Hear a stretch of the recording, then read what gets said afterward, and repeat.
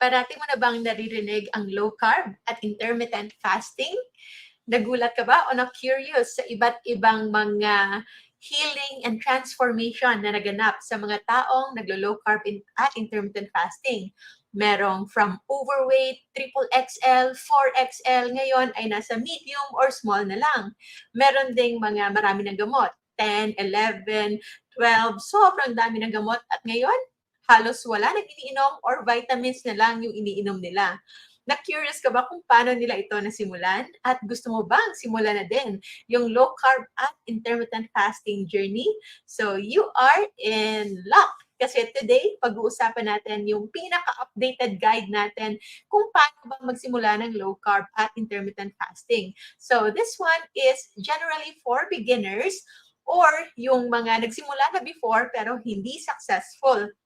Now you will know kung bakit as we go along with our 10 tips, 10 steps kung paano simulan yung low carb at intermittent fasting for 2023. Hopefully, by 2024, ganun pa din. And we will keep on updating you kung meron tayong mga bagong learnings and of course, kung merong kailangan i-improve sa ating protocol. But generally, as of this moment, ito yung pinaka-best way for us to start para maging sustainable, maging effective, and most importantly, safe yung inyong pagsisimula ng low carb at intermittent fasting. If you've been watching our videos, if kayo ay supporter na ng ating YouTube and Facebook channels, if kayo ay member ng ating program sa YouTube, and of course, subscriber ng ating Dr. Josephine Grace Rohotan page in Facebook, maraming salamat for all of your support, and soon we will give you a surprise sa ating mga members sa ating mga channels. So, magsisimula na tayo. Maraming salamat and make sure to share this to your timeline, to your family and friends, sa inyong mga group chats, sa inyong mga Facebook groups para lahat matuto and we will have the same ground level na kaalaman kung paano ito gawin. Okay, ready na. So, number 1 is, yan, huwag biglain. So, huwag biglain, especially na hindi mo pa alam kung ano yung basic ng low carb at fasting. So, of course, yung pinakauna, matuto muna ng basic ng LCF. I myself have master classes. Meron tayong available na learning online. But for those na nagsisimula pa lang at wala pa namang sakit, this is specifically our topic now. Soon, baka sa Sunday, magkaroon tayo ng time for live episode kung paano naman magsimula ng low carb at intermittent fasting sa mga may sakit na. Okay? But ngayon muna, unahin muna natin yung mga wala pang sakit. And know that these steps are still going to be effective for you. So, una, huwag munang biglain. Kailangan matuto muna.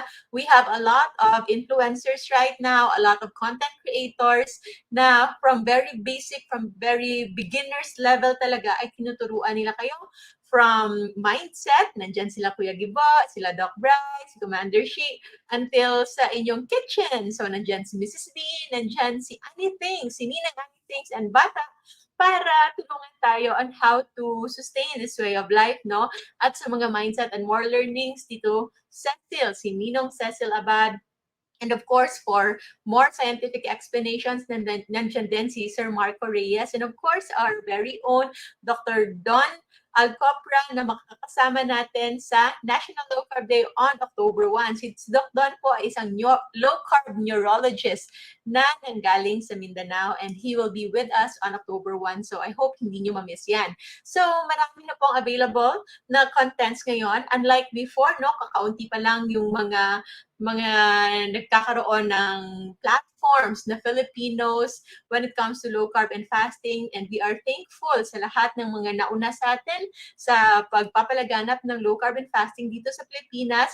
And if ever you want na foreign yung pakikinggan ninyo, so marami naman, Dr. Jason Fong, Dr. Ken Berry, at marami pang iba. Yon, those are real doctors practicing in the US, meron din mga practicing in Australia and in Europe na incorporate na talaga yung pag-low carb at pagpa-fasting sa kanilang mga pasyente. And we are adapting that kasi hindi lang yun applicable sa kanila, applicable din sa ating mga Filipino. So there's so many ways and means for you to learn. And also, meron din tayong books. So behind me, meron akong books dyan. I will try to show you later yung mga books natin on how to learn low carb and fasting. And to start your journey, tapusin muna ang video na ito. Okay? Make sure tapusin niyo muna yung video na ito bago kayo magsimula sa inyong low carb and fasting. So, yun yung pinakauna, huwag biglain. Kasi yung iba, binibigla, nakarinig lang ng low carb, tatanggalin yung rice lang, tatanggalin lang yung soft drinks, yun lang yung ginawa, nanginginig, sumakit yung ulo, halos matayin. Yung iba, napunta pa sa emergency room because of expected na parang hypoglycemia, only to find out na wala naman palang pagbaba ng sugar, but pagbaba lang ng electrolyte. So we will discuss that later on.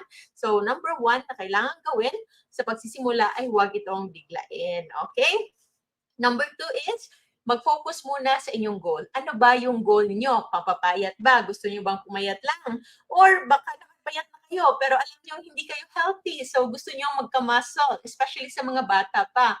Or kahit sa mga estudyante, one thing I somewhat regret, no, is learning low carb a little too late. Hindi na ako estudyante nung nalaman ko about low carb and fasting. And have I known before kung gaano pala ka-effective ang fasting, especially for studying, especially for mental clarity, para magiging mas sharp kayo, hindi na kayo magiging makalimutin. Nako, matagal na sana akong nag-fasting. Baka nung college pa, ay nagamit ko na yung mga benefits of fasting. But no point for regret right now. Hindi na tayo kailangan magsisi pa because wala naman tayong kasalanan because limited lang yung alam natin before and we were just following kung ano yung akala nating healthy lifestyle. So, ngayon, I want you to focus kung ano ba yung goal ninyo. Okay? Isulat niyo yan sa inyong journal if kailangan. Kung gusto niyo generally, mas magpaka-healthy lang or i-maintain nyo lang yung inyong health, especially sa nagkakaedad na. And by nagkakaedad na, hindi kailangan 50s and 60s, as early as 30s to 40s, meron na pong signs of aging. Hindi na talaga katulad nung teenager ka, na walang pagod, nung 20s ka, na kahit pa magdamagan, nag-iinuman, at lahat-lahat walang tulog, okay pa rin the next day. There will be signs of aging by the time you reach 30 years old and above. So, if you want to prevent na magkasakit, or gusto mong i-preserve kung ano yung inyong health condition, yung good general health condition, as early as now, it is better for you to start your low carb and fasting journey as soon as possible. And another goal ng karamihan is prevent illness, especially sa mga merong family history like myself na mataas, very long yung history of diabetes namin sa family. So that alone is good enough reason for you to prevent it. Huwag nang hintayin na kayo mismo ay magkasakit na. Huwag hintayin na sa laboratories ninyo ay meron nang makitang mga abnormal na values. The fact that you feel tired all the time, parating nananakit yung katawan nyo, parating naghahanap kayo ng massage, those things may be related to inflammation. Baka simula na yan ng inflammation sa inyong katawan na kailangan ng agapan. So maraming salamat everyone for watching live. I hope you can share this with your family and friends, and of course comment if you are there so that I will know kung nandyan kayo. Okay, so sa mga questions dyan, I think this one is makakatulong sa inyo, ma-answer nyo na if you will also study a little on your own. So maraming salamat po. Congratulations sa mga nag-1 year na sa low carb at marami pang mga health journey, and of course, meron ng mga stories like si Florlita, 23 months na low carb and IF. Thank you for sharing this advocacy of yours. So you're very much welcome po. Si Sheng, I love you din po, Sheng. Hope to see you on NLCD. 1 year pa lang sa LCIF. 1 year pa lang, no? Pero imagine kung hindi ka nagsimula 1 year ago, you will not see all the benefits na nakita mo ngayon. So moving forward tayo sa ating 10 steps towards beginning low carb intermittent fasting the safe way, the sustainable way, the healthy way. So, number 1, huwag biglayin. Number 2, mag-focus sa goal. Number 3, eto na yung pinaka-importante. unahin mo nang kilatisin kung ano ang usual mong pagkain. So, paano mo kikilatisin yan? Kailangan alam nyo kung ano yung food list natin. And kailangan ma-identify ninyo ano yung mga pagkain, usual mong kinakain, na considered as safe list, na nasa safe list or nasa caution list and nasa danger list. Para malaman mo kung saan mo i-adjust yung mga kailangan i-adjust. Okay? So ano ba yung food list natin? So yung food list natin is available in our website, no? Including the books. So go lang to jgrtanmd.com. Merong printable food list yan. So click jgrtanmd.com at mapupunta kayo in this website. So in this website, scroll nyo lang, nandiyan lang yung mga mukha ko, and then in here, for your learning, to start your learning, you can start with reading the books. If hindi kayo mahilig manood ng videos like myself, kahit gumagawa ako ng videos, but I'm actually not fond of watching videos, but I'm more fond of reading. So if ever you are like me, at parang magkwentuhan lang din tayo, you can start by reading these books, no? And good news, this is already second edition. So yung mga improvements na kailangan gawin from the first edition, na-address na natin dito on how to do intermittent fasting and even extended fasting the safe way. This is for book 1. Weight lang yan, perfect at last weight. Yun na yung title natin, but this one is actually focusing on fasting for optimum weight and healing. And yung book 2 naman would be Eat to Heal. Kung ano yung mga pagkain na makakatulong sa atin para tayo ay gumaling at hindi na magdadagan pa yung mga sakit natin. And this is the great news for all. Kung meron kayong gustong basahin but ayaw nyo ng English, thank God, nakakita tayo ng makakatulong sa ating editor to help us translate yung ating books into Tagalog. So, meron akong Tagalog. So, the book 1 is Evolutionaryong Kabay sa Tamang Pag-aayuno Tungo sa Malusog na Pangangatawan.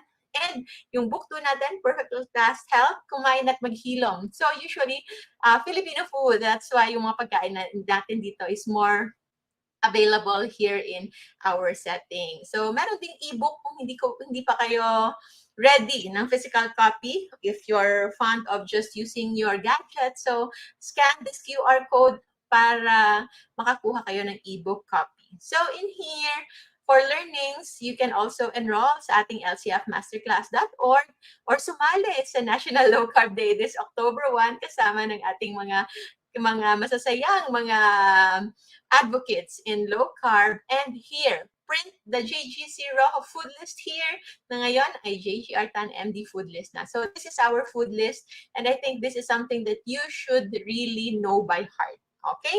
So, ano yung nasa safe list? Ito yung mga pagkain na pwede mo kainin as much as you can hanggang satisfied ka as long as wala kayong sensitivity sa mga pagkain ito. Say, for example, you are sensitive to chicken or eggs. So, hindi nyo kailangan kainin yan just because it's in the safe list. Or if you are like me, na hindi ganon ka-tolerant sa mga high fiber na food. Kapag kumain ako ng maraming fibrous na mga plants, nagiging bloated ako.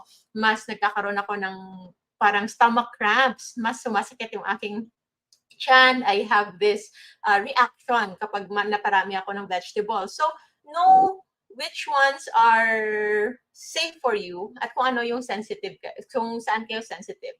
Some, yung mga nuts and seeds, those are also very high in allergens. So the safest actually is to focus first, eto lang, meat and poultry products. Doon lang kayo mag-focus muna on the safe list and then you can also look at the other food. So I think yung mga paborito natin when it comes to ulam naman is mga, ano naman, di ba? Meat usually, kung hindi isda, baboy, steak, pork, beef, caldereta, maraming iba, bistek Tagalog, adobo. So, those things you can eat. And you have to know also kung ano yung mga pagkain na nasa caution list. And I think one asked kung saan pasok yung cream cheese. So, cream cheese is part of dairy products. So, processed cheese and dairies.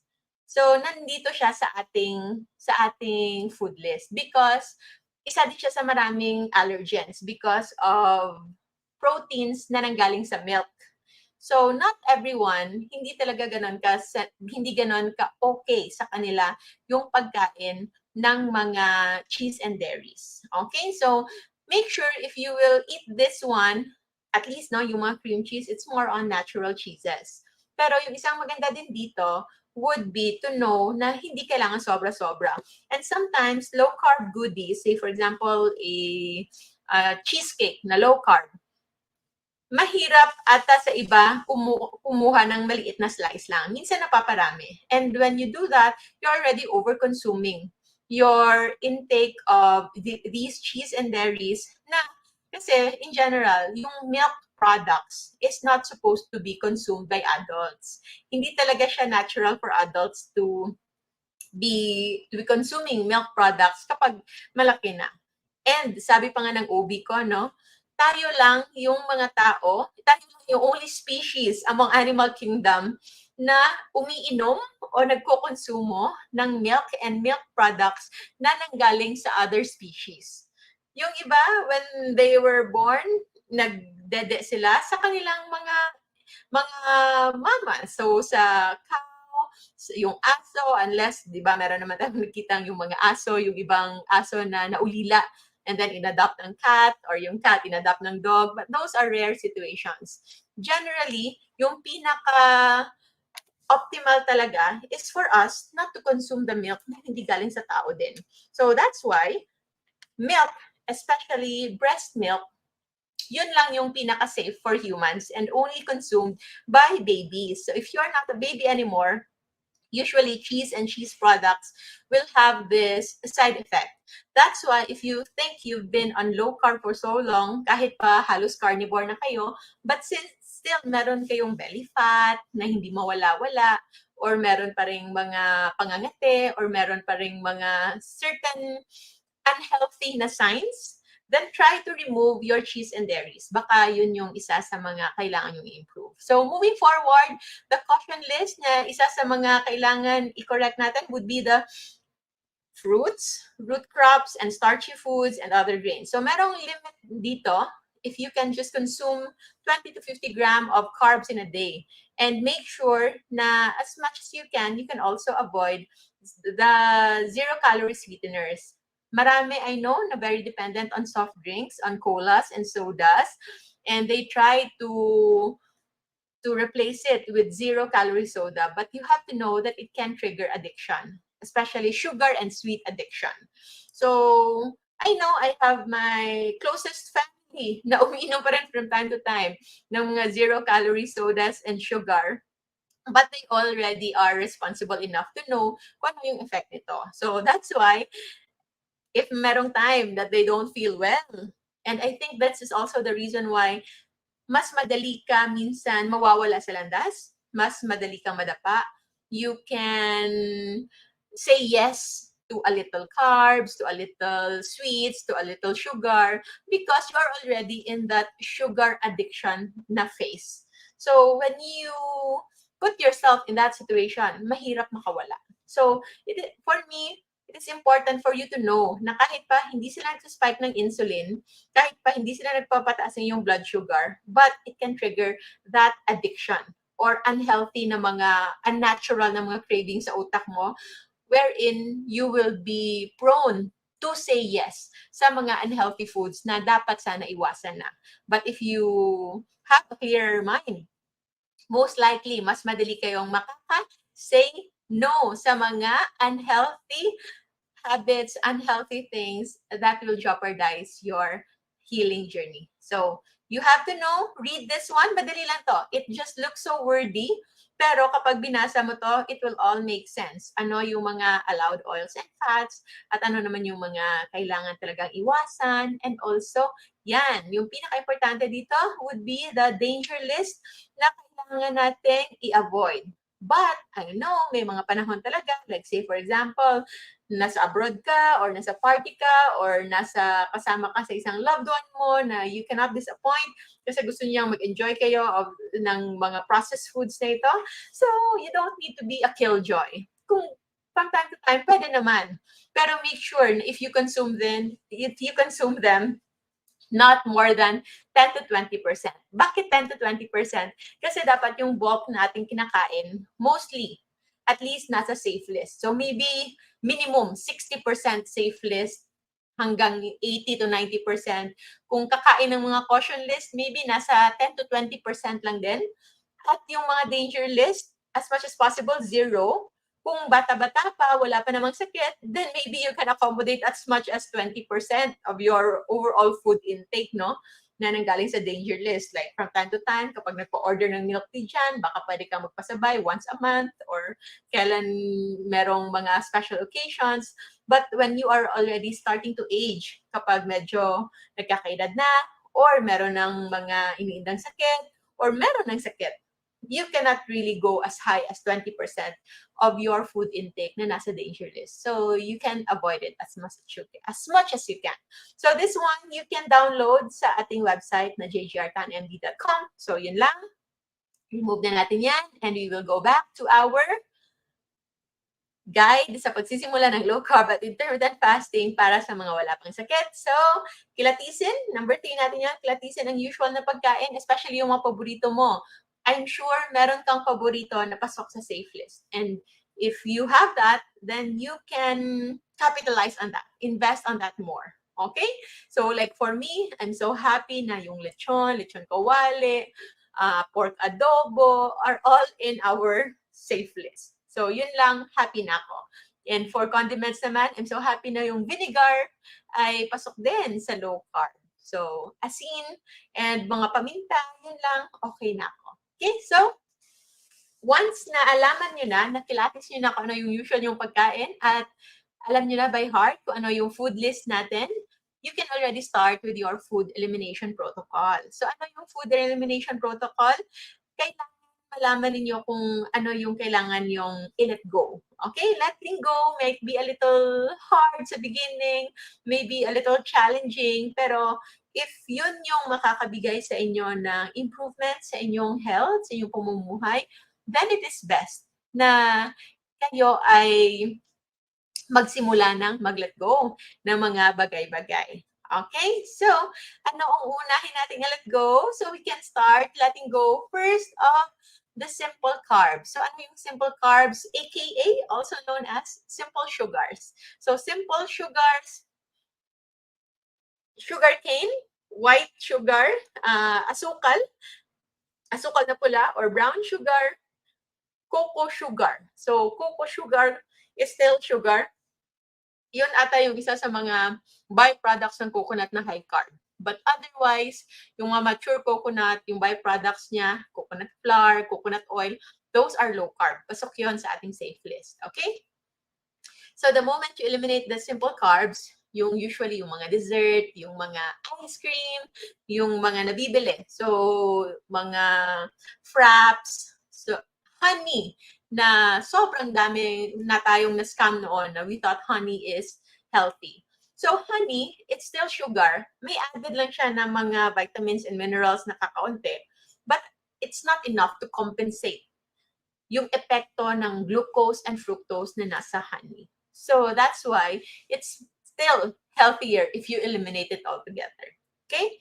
And matapos yung iwasan yung mga simple carbs na yon, yung mga sugar na yon, this is the time na isipin nyo rin kung ano yung mga toxic oils na nakokonsume ninyo.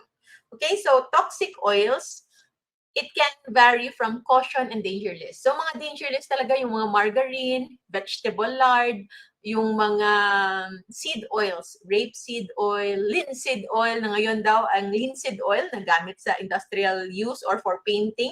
Ngayon ay pinopropose na nila na pwede daw i-replace sa mga saturated fats na natural. So, I think that is very, very dangerous because those oils are not suitable sa ating tao, sa ating human biology. They are not compatible, therefore, prone sila sa pag-create ng mga oxidative radicals o yung mga nakakakos ng inflammation sa ating katawan. So, seed oils, yung lahat na merong trans fats, yung mga margarines. And special note sa mga gumagamit parati ng mga all-purpose cream. So, kailangan nyo tingnan kung ano yung ginamit nila. If it's from full fat, full-fat dairy, then it is passable. Pwede pa siya. Pwede pa siyang maging caution list. But if it's hydrogenated na oil, at meron pa akong nakita meron isang product, merong isang brand ng all-purpose cream na ang kanyang content ay coconut oil pero hydrogenated coconut oil. So, coconut oil siya na ginawa nilang hydrogenated. So, parang merong part nito na nagiging trans fats. So, the very, very healthy coconut oil ay na-convert nila into something unhealthy just because it's going to be plant-based na because they are afraid of anything na galing sa animals like the milk. But between galing sa plants na oil, then animal oil is way, way, way healthier and more natural and more applicable sa ating mga tao because we are closer to animals, other lower form of animals than we are to plants. Yun lang yun. Basic biology lang. Next, pagkatapos iwasan ng simple carbs and toxic oils, yung mga starchy carbs naman. So, ano yung mga starchy carbs? I think nandito yung mga starchy carbs natin. Starchy carbs meaning complex sila na carbohydrates. They're always mistaken as the healthiest form kasi mataas yung kanilang fiber content. But, na-overshadow yung sobrang fiber content, pero nakakalimutan natin, sobra pa rin yung taas, yung kanyang overall carb content. So, eto, usually root crops and starchy foods. Kahit yung mga carrots, kung napaparami kayo ng carrots na kinakain, patatas, kamote, ube, squash, o kalabasa, peanuts can be starchy, beans, especially munggo, and other beans. Yun ay mostly starchy foods. Okay? So, wag papadami. So, peanuts, from time to time, nakakakain tayo, but hindi kailangan more than a handful. Kung sobra siya sa isang dukot ng kamay mo, then it's already too much. Okay? And for grains, which are mostly high fiber, but they are still, again, high in starch. So, overall, yung starch, kapag na-break down, ay magiging glucose pa din sa katawan. So, oatmeal. Sinong mahilig sa oatmeal dyan?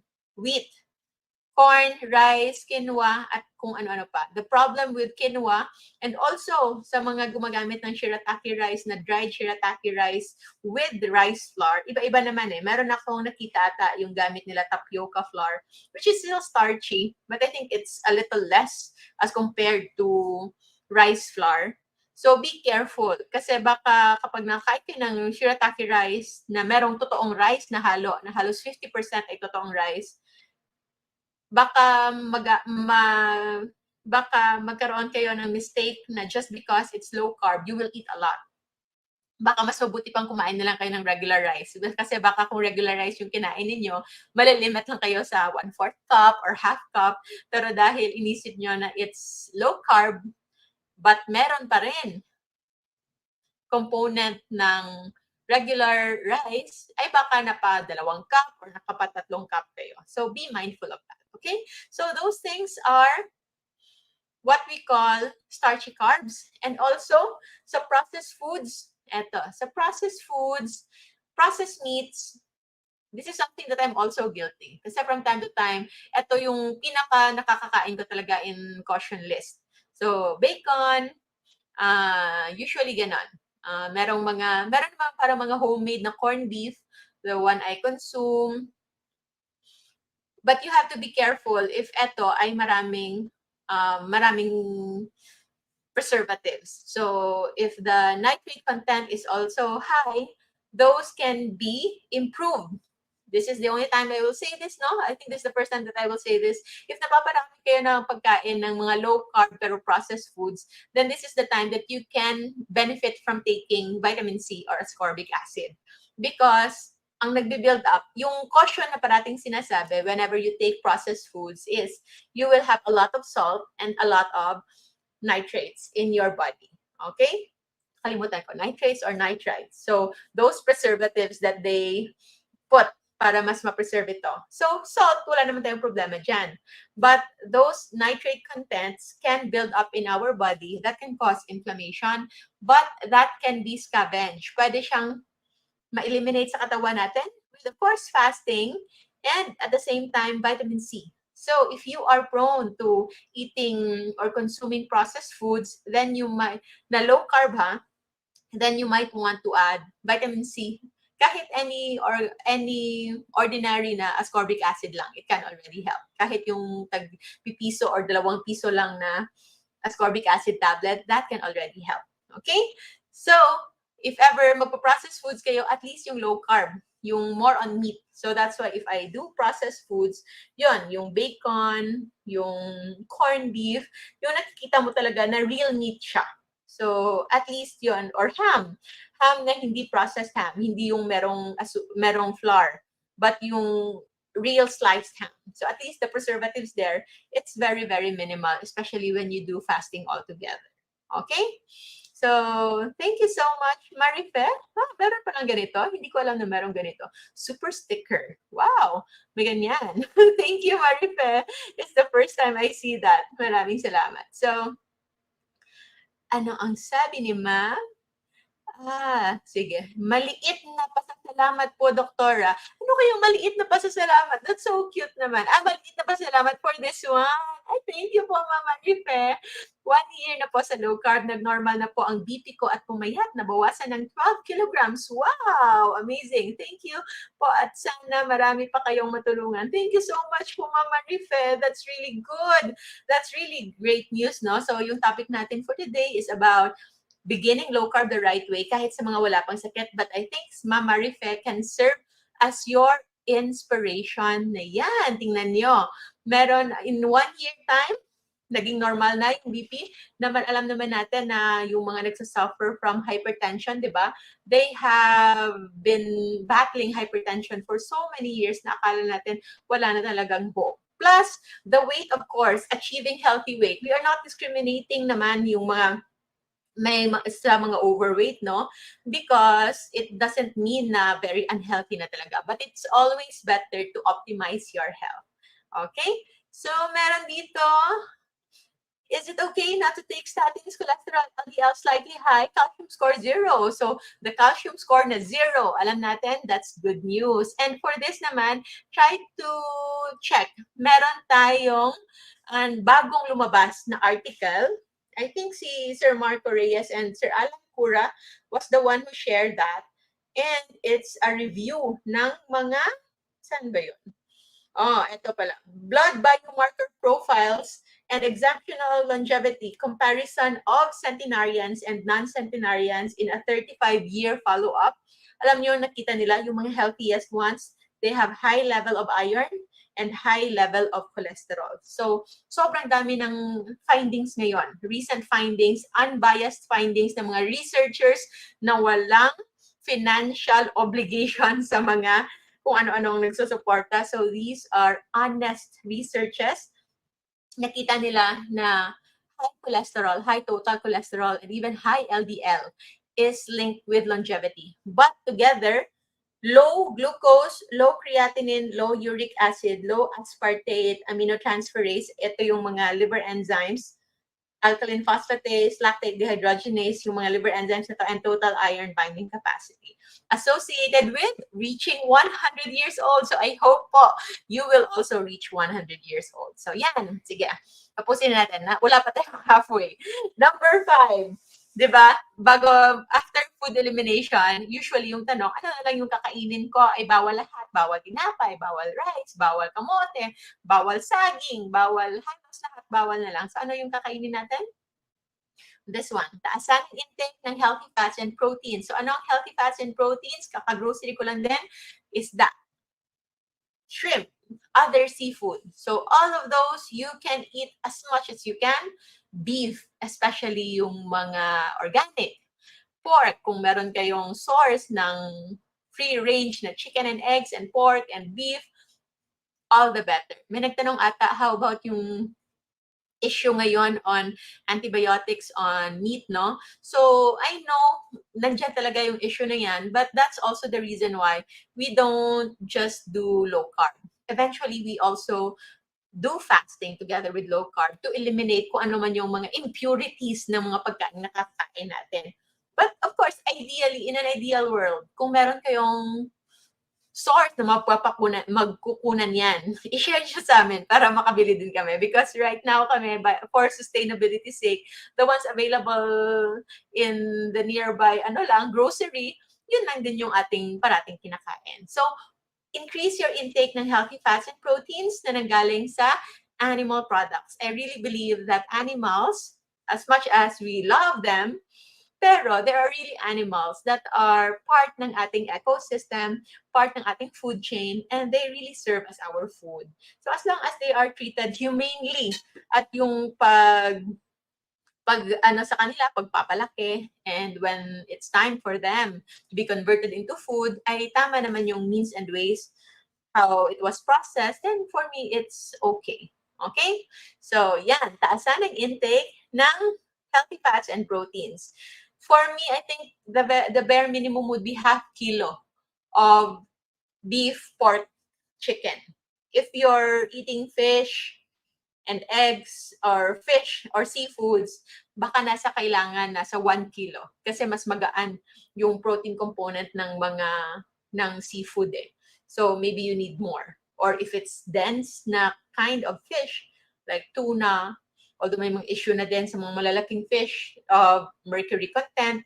So make sure that you increase your intake of the healthy one. So yung mga maliliit na fish actually, which is good news din, yun din yung pinakamura, those are also the healthiest kind. It's high in protein, it's high in electrolytes, it's high in micronutrients, and it's also high in omega-3, which is good for our heart. The real fat that's good for our heart. So, number 6, taasan ang intake ng electrolytes. Dito maraming nagkakamali. Kasi when they do low carb, takot pa rin sila. Nag-low carb na sila, pero takot pa rin silang increase ng kanilang salt diet, salt intake. Because they've been following low salt, low fat diet for so many years na parang wala na silang tolerance on anything na maaalat and also anything na fatty. But know that the reason why we became unhealthy actually because we ate less of the good things, which is salt and fats, especially the natural ones, and we ate more of the bad things, which is the sugar and unhealthy carbs and unhealthy unsaturated fats. Saturated fats is not bad. I gave a lecture on that in World Coconut Congress, and I will give another lecture at the end of October in Indonesia. So kung merong mga nasa Indonesia, in Jakarta, I will be there at the end of October for a lecture on confusions about cholesterol. Okay? So taasan ang intake ng electrolytes. Minimum 1 full teaspoon of salt in a day. Okay? Kung kaya pa ng up to 1.5 to 2 teaspoons of salt in a day, you can increase that. Pwedeng ilagay sa pagkain. For me, I like my salt in food. I don't like my salt in drinks. But if you can tolerate, like many of my patients before, na sanay na sa lasa ng homemade electrolyte drink natin, the recipe, then you can also do so. Okay? Either salt or baking soda, those can also be a good alternative or source ng inyong sodium. If kayo ay nag-exercise, merong physical activity, at meron ng signs of nagka-cramps, nagkakaroon ng panghihina, bowel issues, so maybe kailangan nyo na ng increase in your potassium and magnesium. Meron naman nabibiling tablets, but there are also the ones that you can just use as sa bahay lang. So, cream of tartar can be a source of potassium, I think. And meron ding mga magnesium na supplements that you can use. But for me, since I'm not very physically active as of now, I seldom use magnesium. But since I eat mostly meat products, then I have less need for all these. Especially yung pork. Per 100 grams of pork, ay meron ka ng mga almost 500 grams of potassium. So, if nakaka 500 grams ako ng pork, so that's already 2,500 of potassium. And that's already okay. Okay? So, to make it simple, if you ensure na enough yung salt intake ninyo sa simula ng inyong pag-low carb, you might not need to supplement so much on potassium and magnesium. And if ever you need, like myself, maybe once every 2 to 3 months, umiinom ako. But not really on a day-to-day basis. But what I take in every day is a minimum of 1 teaspoon of salt in my food. So yan, kailangan taasan ang inyong intake ng electrolytes, specifically salt, or else manghihina. Sasakit yung ulo at nagkakaroon pa ng iba, palpitations, or iba fluctuations ng kanilang BP. So, pataas, baba yung kanilang BP. Okay, number 7. Number 7 would be, huwag mag-fasting kung hindi pa kaya. So, ito yung isa din sa mga pagkakamali ng maraming excited beginners. We are happy that nakapanood kayo ng videos natin, you were inspired, at nakita nyo, meron kayong kakilala na family members na alam nyo naglo-low carb at fasting, at na-excite kayo, ginawa nyo rin agad-agad, low carb, walang carb, zero carbs, diretso, fasting, 18 hours, 20 hours, after 3 days ng hina. Then, you know na hindi pa yon dapat. Because it takes time for our body to adapt to ketones as a source of energy. Nangyayari yan, yung isang tinatawag natin keto flu, because kahit pa yung mindset natin is excited na at ready na sa low carb, when you do low carb kasi, hindi ka na nagdadepend sa glucose lang as a source of the energy. By that time, your body is already converting fats into ketones, at yung katawan mo ay nagsisimula na namang fuel from fatty acids and ketones. Pero it will take some time. Imagine if you are already 40 years old, 40 years ng buhay mo ay sanay sa glucose lang na ginagamit na energy. So, yung mga makinarya, yung parts ng inyong cells that's used to process ketones, hindi pa sila ganun ka-active. So, it will take time for them to be adjusted para magamit nila. Kasi pwedeng mag-overflow yung ketones niyo sa katawan. That's why initially nagkakaroon ng ketone dumping or wastage sa ihi ninyo, mabaho. Minsan, nagkakaroon ng body odor during the first 3 days or 1 week of doing low carb and fasting. Those are excess ketones na hindi nagagamit ng katawan ninyo because you are already producing a lot of ketones pero hindi pa alam ng inyong katawan kung paano ito gamitin. So that's why, wag itong persahin kung hindi pa kaya. Usually, if you will just wait, maybe maximum sila kita ko 2 weeks na-adjust na. But as early as 3 to 5 days, yung iba nagiging adjusted na din. 3 to 5 days, unlimited low carb intake, unlimited na meat, all meat na food intake by 3 days or 5 days. Biglang pagising nila, na sanay silang nagbe-breakfast ng 7, biglang wala na silang gana. Because that's already appetite correction. Your body can now sense na yung kinain mo kahapon ay okay pa pala hanggang ngayon. And especially now when you wake up in the morning, there is this gluconeogenesis. Normal na hyperglycemia. Kapag gumising tayo sa umaga, normal na gumagawa ng extra glucose yung katawan natin. Kasi yung nakasanayan niya noon sa mga ninuno natin, ng mga hunter and gatherers, na wala pang pagkain sa umaga. The breakfast usually ay nasa tanghalian na. So, our body evolved in such a way na alam niya, gagawa siya ng glucose to save and to make sure na magkakaroon kayo ng extra energy during the day habang wala pang pagkain. So, okay na ang ating ilaw. Wala na tayong ilaw, so maybe we need to be faster na a little. So, kung hindi pa kaya, huwag hintayin. Huwag persahin. Kasi eventually, mawawalan din kayo ng gana sa pagkain the right time, the right way. And if you will just start with just 12 hours. So yung 12 hours natin, it's what we call circadian fasting. So 12 hours ng walang kain, kasama na dyan yung pagtulog. So if you will rest for 8 hours, 1 hour before and after, that's nasa bed pa rin kayo or bedroom or wala pang ginagawa. So that's already 10 hours. So 2 hours of fasting na lang.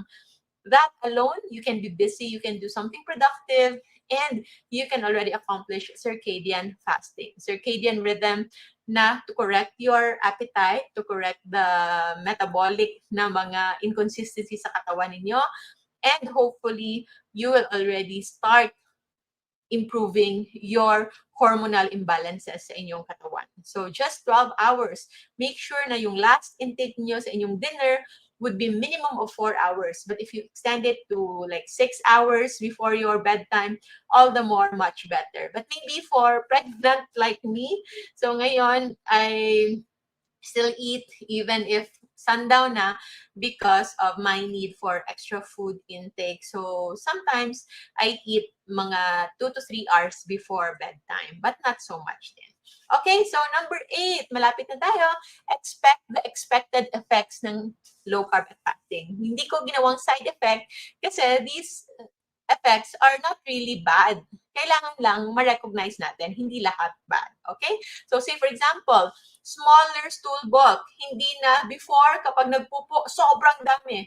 Ngayon, pakonti-konti na lang. And that's something na you shouldn't worry about.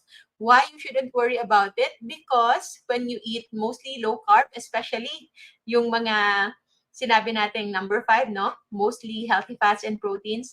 These are what we call low residue food. So, eto, konti lang yung matitira sa tiyan because almost everything is absorbed. So, when you have that food, expected, nakukonti na rin yung inyong magagawang poops or stool. Because you can imagine, if you are eating very clean, so, ang end effect nito, yung basurang mako-convert later on ay kakaunti lang din. Because everything is being absorbed in your body as a form of energy and as a form of pang-building block for repair of our organs and our cells. What else ang pwedeng i-expect sa low carb fasting? If parating nagka-cramps or parating nagkakaroon ng sakit ng ulo, then know that it's just related to electrolytes. If parating hina, merong hair loss, I think merong question dyan. Hello po sa bagong member ng ating low carb feasting and fasting community. Nagtanong, grabe daw yung hair loss niya. And if meron kayong dry skin, so meaning maybe nakulangan kayo sa kain ng fats and proteins. Sometimes when you have this appetite correction na mawala ng gana, minsan sobrang wala ka na ng gana, sobrang konti na lang yung kinakain ninyo. So if that's the case, you really need to improve your metabolism for you to increase your food intake. One trick to improve your appetite kung wala ng gana is exercise. So you need to spend more energy para magkaroon kayo ng better appetite, para yung basic na amino acid needs natin, yung basic fat needs natin, ma-reach natin sa ating kinakain. And other effects, say for example, bloating. The bloating, try to check your gulay intake. Baka nasobrahan kayo sa gulay. Okay, so these are just samples and there are still so many more. If you wish to learn, nasa LCF Masterclass natin yan. So LCF Masterclass is available in Facebook. If you want, you can just message our admins, or if not, you can learn on your own sa ating website, which is at lcfmasterclass.org. So watch on demand. Okay, it's very, very cheap now as compared before na 7,500. Now it's just 1,500. You can already have unlimited access for 3 months sa masterclass na pinipili ninyo. Okay? So you have to know the usual effects ng low carb fasting for you to address them accordingly at para huwag kayong magpanic. Okay? Kung merong mga palpitations, merong nervyos na anxiety, usually electrolytes lang yan. Okay? Going down to our last 2 items. Number 9, ano ang pwedeng gawin? Very important, and I include this in our guide because ito ay usually nakakalitan. So it's very important na magpa-araw sa umaga at matulog ng tama sa oras. Okay? If you are on night shift, kahit mag 30 minutes sun exposure ka lang bago ka matulog, that can already help. Okay? So at least 30 minutes direct sun exposure sa umaga during daytime and 7.5 hours minimum na tulog per day for you to improve your circadian rhythm. Kapag tama yung circadian circulation ninyo sa katawan, the benefit is unlimited. And if you will jeopardize your sleep, if you will not prioritize your sleep, unlimited din yung side effects. So very, very important yung sleep. So if may problems sa sleep, pwedeng mag-melatonin muna sa simula to correct sleeping cycle. So you can take 1 milligram or 3 milligrams up to 10 milligrams of melatonin before sleeping. 30 minutes before sleeping, kakaunting tubig lang para hindi na kayo umihi pa in the middle of the night. And you can start sleeping, and you don't need to maintain it if you don't want to, hanggang sa makorek lang yung sleep cycle ninyo. Okay? For me, there are periods that I will take melatonin, and then like right now, it's been months na din, hindi rin ako nag-take ng melatonin. And it's okay. Okay? And lastly, eto na yung pinaka-last natin, would be to continue to have faith, make sure na mag-stay positive kayo all the time, and avoid unnecessary stress. So, ano yung mga unnecessary stress? So, if you are feeling toxic sa paligid ninyo, avoid nyo yan. Huwag nyong problemahin yung mga bashers. Huwag nyong problemahin kung sino mang nagbibigay sa inyo ng unnecessary headache. If they are not important, if they don't have any point sa kanilang pagdi-discriminate or kahit anong nakakabigay sa inyo ng sakit ng ulo, disregard them. Okay? If ever meron kayong insomnia, kayo ay restless, baka meron kayong extra energy. So, exercise nyo lang yan sa umaga. If kayo ay parating nagsasuffer from inability to sleep, maybe you have too much energy na hindi nyo nagagamit. So try to do something productive using your brain, magsulat, gumawa ng project, or mag-exercise. That's the easiest thing that you can do. Change environment kung kailangan, and most importantly, always be grateful and have faith. At least 3 things parate kailangan nating pasalamatan. Sobrang daming pwedeng pasalamatan every day. The fact na nandito tayo, namumuhay sa lugar na walang gera, there's no war, there's no famine, the fact that you have internet access, the fact that you already know about low carb and fasting, the fact that you can think well, the fact that you can walk, if hindi makalakad, the fact that you can think those things, no? Pwedeng pasalamatan yan. There will always be something to be grateful for. So, yun lang ang ating topic for today. That's our 2023 guide sa pagsisimula ng low carb and intermittent fasting sa wala pang sakit. Soon, baka Sunday, hopefully we will have time. We will have another live episode on our guide in starting low carb and fasting para naman sa may mga sakit. So don't make sure na nakafollow kayo sa mga pages natin in our Facebook and YouTube channel. Maraming salamat sa lahat ng sumusuporta, and I hope I will see you on National Low Carb Day 2023 kasama ang iba pang mga low carbers natin. So, I will check our National Low Carb Day na website for you to see. So, if hindi pa kayo nakaka-enroll or register, you can register now. So, nandito lang sa National Low Carb Day. So, National Low Carb Day 2023, October 1 yan. So, yung team natin this year, strengthening the low carb community and making LCF lifestyle sustainable through camaraderie, sound scientific learning, fun, and enjoyment available for all. So, sobrang dami pong prepare namin sa inyo. So, this is our program. From 9 a.m., bukas na yung VIP natin. Pwede na kayo mag-register at bukas na rin yung ating expo as early as 9 a.m. By around 10:30, pwede na yung lahat pumasok para ma-meet and greet niyo yung ating mga low-carb advocates. So, nandyan si Ninang Annie Things, Doc Bri, Kuya Gibo, Ate Shi, Bata. Nandun din si Ninong Cecil Abad, Coach Ann, and of course, our chemical engineer, Marco Reyes. Eileen will also be there. Coach Dan, Coach Linin Hu, and other special guests. Meron pang kitchen hack workshop kasama si Mama Rosette, Mrs. B, Dodong Gala, and of course, our educational talk and fun Q&A learning with our low-carb doctors, yourself, together with Doc Brian, Doc Lisel, Doc Don Agcopra, and hopefully may makakasama pa tayong more low-carb doctors. And it's gonna be me and Tito J, your original low-carb Tito, na ating magiging co-host for the NLCD 2023. So, nandyan kaming lahat. So, aren't you excited na makita na naman tayo lahat in one stage? So, make sure na nakafollow and subscribe kayo sa ating channels and our YouTube channel and our Facebook groups para makapanood kayo if ever you cannot attend. And good news, we did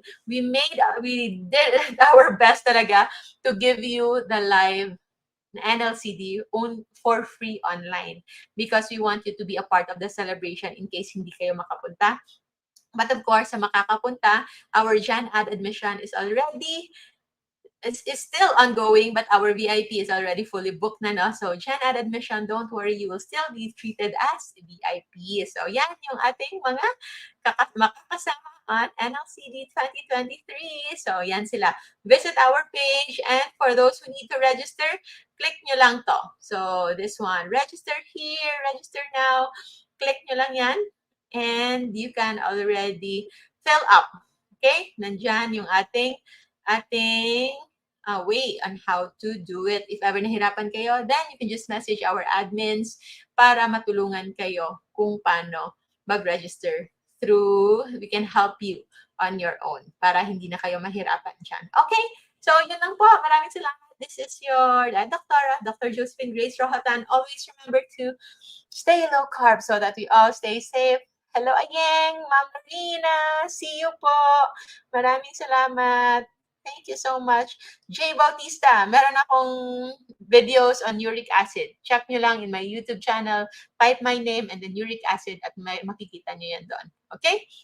Also, Kuya Gibo, siya mismo ay meron siyang own personal story on uric acid, kung paano ito na-improve with low carb. Okay? Thank you so much po sa lahat. Maraming salamat. Thank you, Ma'am Lori, for always appreciating our talk every day. Hello! Maraming salamat po. Bye-bye, everyone. Till next time, remember to always stay low carb so that we all stay safe. Bye-bye. See you on the National Low Carb Day 2023 on October 1 in Alabang, Muntinlupa City. This is co-presented by Burp Low Carb Deli. For our official partners, we thank LCF Events PH and Heart Glow. We also thank our platinum sponsors, Just Go Low Carb, Lorene Goodness from Coconut Oil, Perfect Match, Shapes Keto Cakes, Naturals, Sweet Best, Pep D, FWD Insurance, Little Retail PH, and Nutrifinds. For our gold sponsors, we thank Health Max Care, Keto Mojos, Gabries, Keto Zone, Theobroma, and Cafe Viva.